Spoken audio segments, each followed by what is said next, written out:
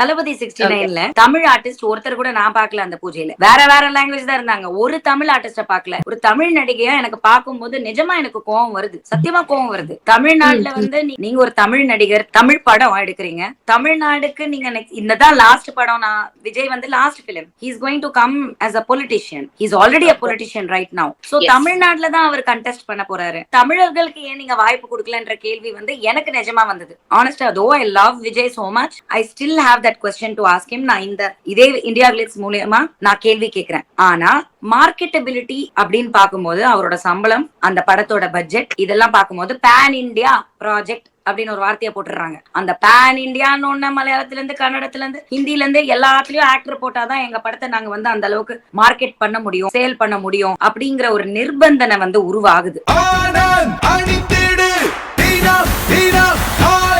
ஆனந்த் ஒரு சுகமான உள்ளாடை.